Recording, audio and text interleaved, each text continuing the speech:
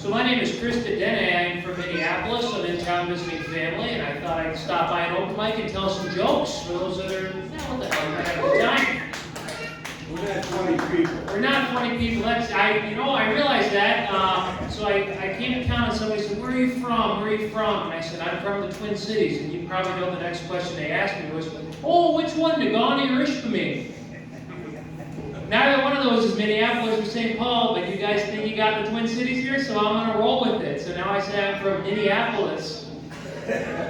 So in my day job, I work in construction, and everybody was just issued iPads because we're moving to paperless. So we've got no more plan sets, no more blueprints. Everybody's going to move to this paperless iPad environment.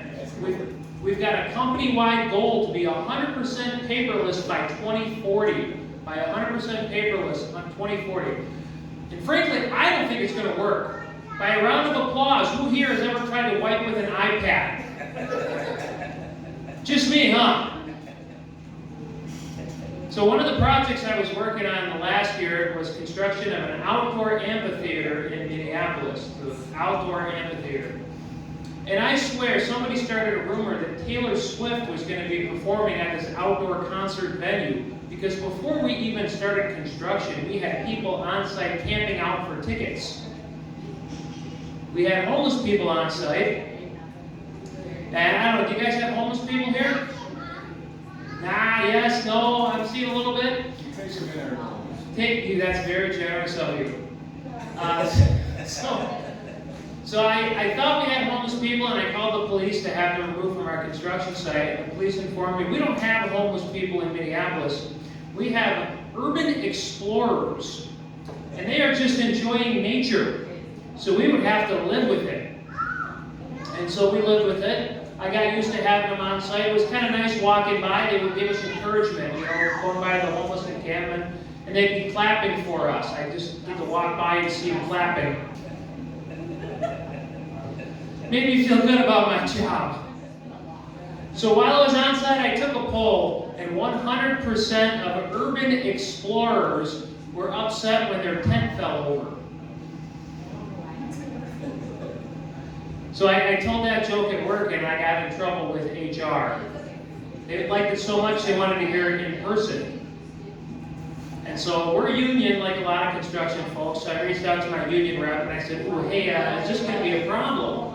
And he said, "You're a dues-paying member. I can only think of one person in state history that has ever been fired on their first offense." So I had to go meet with HR, and I put on my nice shirt and my nice tie, and I spilled coffee on my shirt. And I thought, I'm going to look like a slob going into this meeting with coffee on my shirt. So I had this great idea that I would go to the bathroom, wash my shirt in the sink, and then dry it in the hand dryer. And so I washed it in the sink, down at the bottom, and the stain came out, and I looked at the hand dryer, and it was not the kind with the nozzle that I could point at my shirt. It was the other kind. You know, the kind where you just stick your hands in and play germ operation and not touch the sides? And so, to my surprise, there was only one hand dryer in the bathroom, and it was the kind at the children's level. So I had to dip my shirt into the hand dryer, and I'm dipping my shirt in to dry it in the hand dryer, and it's not working, and I'm going, oh, come on, it's so wet, why isn't this working? And I hear from behind me, ahem, and I turn around to look, and it's the vice president. And I said, I'm sorry, I spilled coffee on my shirt, I was just trying to dry it. And he said, well, I've done that before. And I said, yeah, and I feel like an idiot, and I didn't know what else to do. And he said, well, most people take their shirt off first. So it was a lesson learned for me. In my day job, we're having trouble finding people, having trouble hiring people. And I think the problem lies with our HR. So the last person I tried to hire, it took us 3 months to hire somebody when I told HR I wanted to hire somebody. 3 months. And I said to HR, look, this is unacceptable. 3 months is way too long. And HR said, it wasn't 3 months, it was only 90 days. It's a good HR response. Part of the other problem is their screening software. And so I tried to hire somebody in engineering, and I got to have a great interview with somebody that worked at Starbucks as a beverage engineer. So I said, look, HR, give me all the resumes. I'll screen people myself. Worst comes to worst, I'll at least get some material for my stand-up. And they did not disappoint. So the first guy I interviewed, I said, tell me, what would your most recent supervisor say about your work ethic? Yeah, I'm paraphrasing here because this is an all ages show. He said, that SOB can kiss my you-know-what. I came into work every day and I did my job and I don't give a expletive what he says about me. So that was a pass. Next person that came in, I said, tell me about a time you worked with somebody from a culture different than yours. And he said, well, at my last job, we had a barbecue and I was in charge of bringing the bacon. And I work with those Muslims, and you know those Muslims, they can't eat bacon. And admittedly, this was not a terrible answer. And so I asked a follow-up question. I said, well, did you bring turkey bacon to be more inclusive? And he said, oh no, I brought the real stuff. That's their problem, not mine. So that was a pass.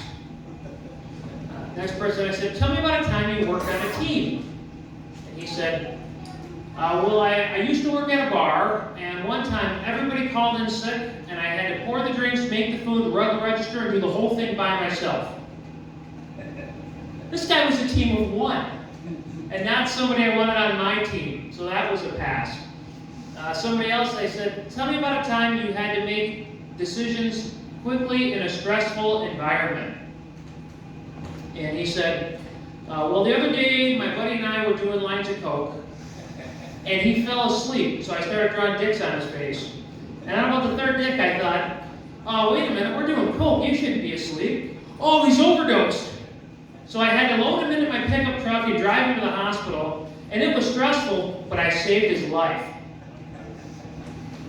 That was an amazing story. All I could think of was, you know we drug test, right?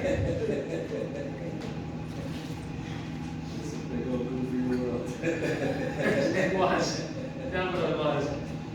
Somebody else, I said, what are your strengths? And he said, well, I'm hardworking and punctual, and I work hard, and I show up to work on time. And he forgot good with the thesaurus.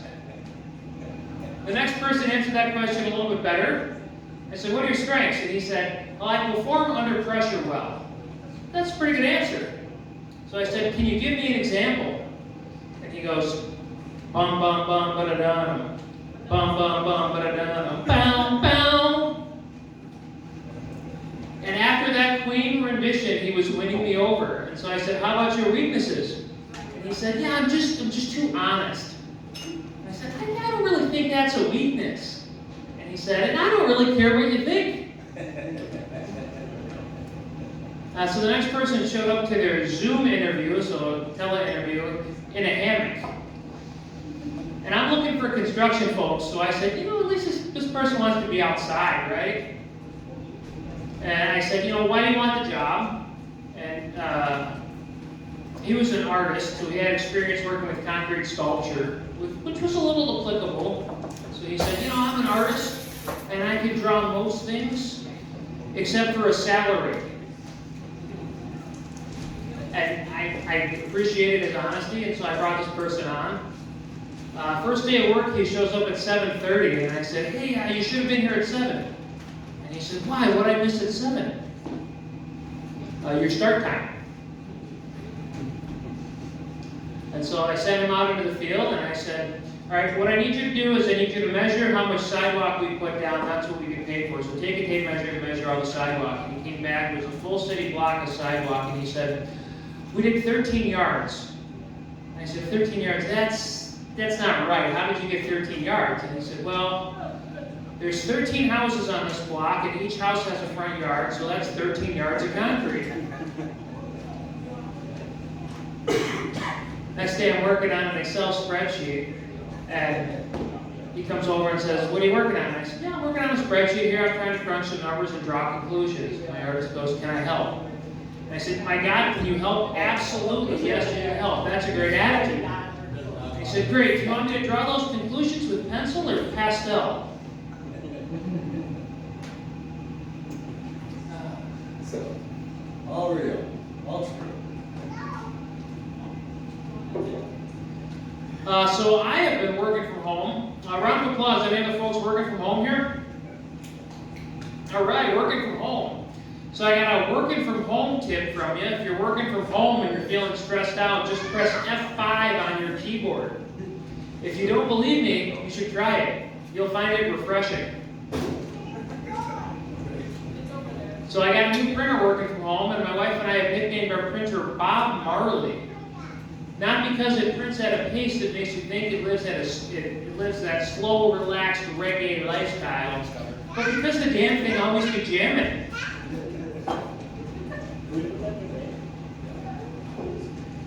You guys are great. You know, it's engaged, enjoying the stuff.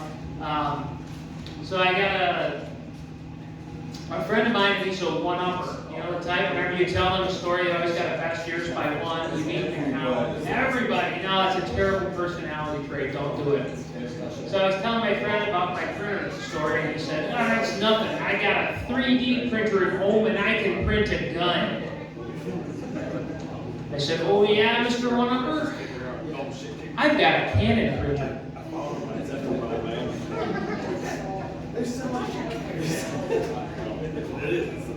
That same guy, Mr. One-Upper, and I, we were hanging out with a friend of ours who just got back from deployment in the Middle East, and he was telling us a story where his convoy got blown up by a roadside bomb. And this is a pretty bad day at the office, I think you can all agree, getting blown up. And Mr. One-Upper goes, oh yeah, that's nothing. You ever work at Walmart?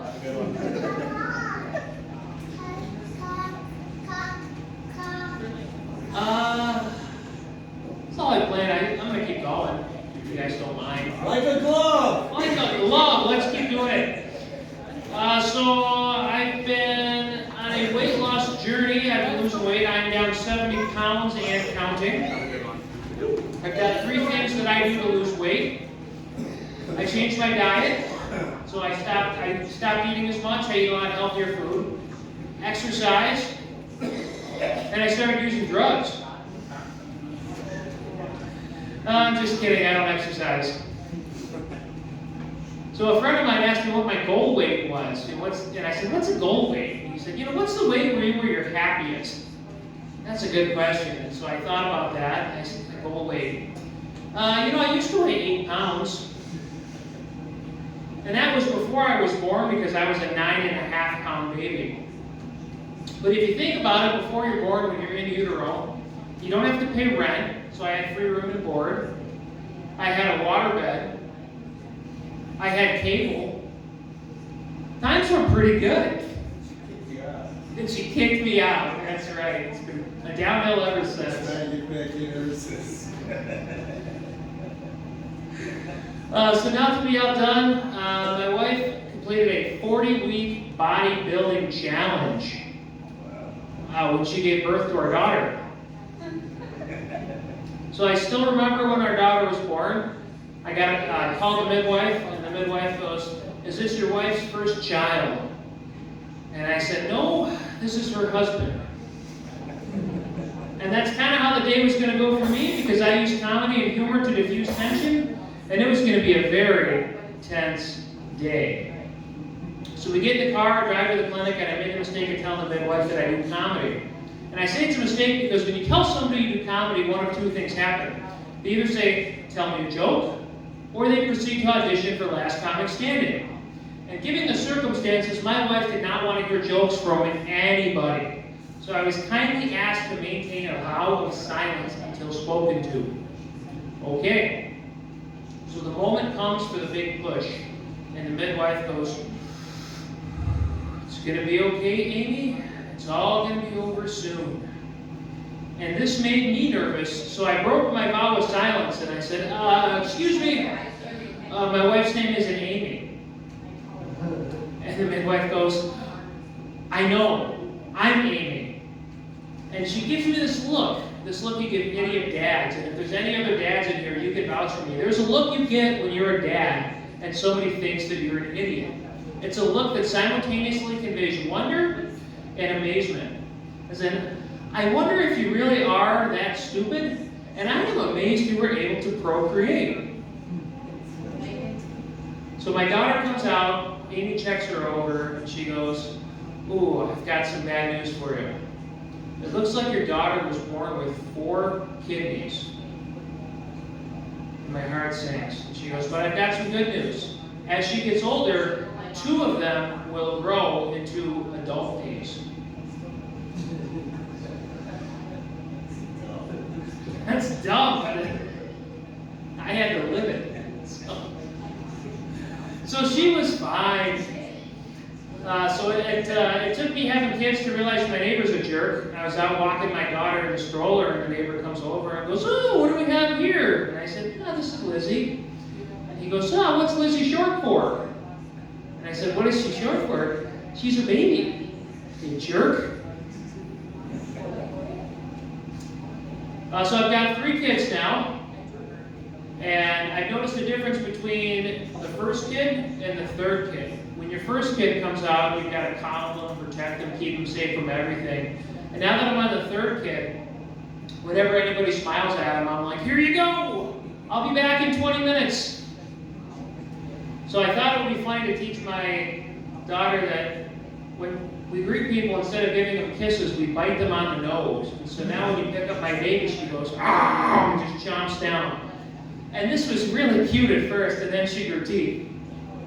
Then it was hilarious. Best thing about it is when I hand her to strangers, the last lady brought her back and like, "You can take her back, she bit me." So it's a good way of making sure you get your kids back, right? So I send my kids to Spanish Immersion Academy. I send them to Spanish Academy because I thought that would better prepare them for middle-class white privilege.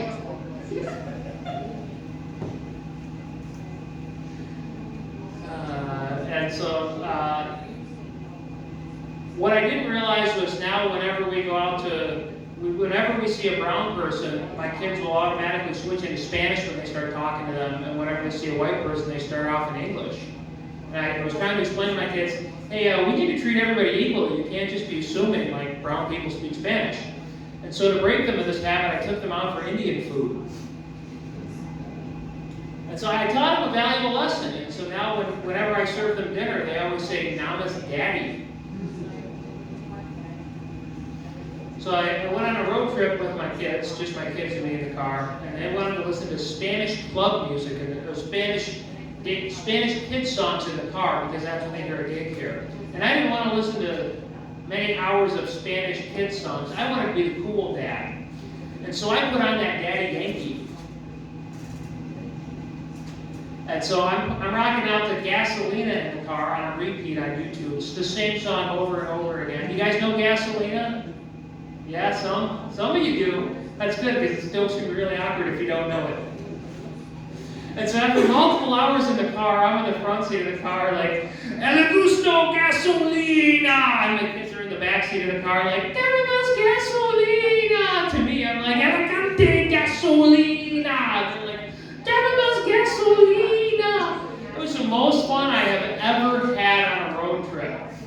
And so after many hours of listening to the same song, I got a little bored with it, so I took it off a repeat and just had it roll over to the next song. And then the next song and the next song, and so we're just rocking out, we're still dancing, we're having a great time listening to like Spanish club music in the car. And I look down at my phone, and I see a bunch of half-naked ladies dancing around. And I thought, ooh, this is probably not the best thing for young, impressionable kids to be listening to. And so I said, "Hey, kids, do you know what they're saying?" And my oldest goes, "Yeah, I think I do." And I said, "Do you want to translate for me?" And he goes, "Yeah, I think they're playing hide and seek." Bunch of half-naked ladies playing hide and seek. And I said, "Yeah, why do you think they're playing hide and seek?" And he said, "Well, he said he's going to take something and put it somewhere she's never looked before." And so after that, we switched to El Baby Sharko.